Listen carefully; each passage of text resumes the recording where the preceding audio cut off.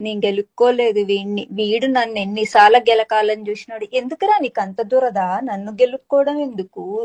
నీ యొక్క అడల్టరీవి చెప్పించుకోవడం ఎందుకు? అంత సరదాగా ఉందా నీ సరసాలు చెప్పించుకోవడం నా నోటి నుంచి?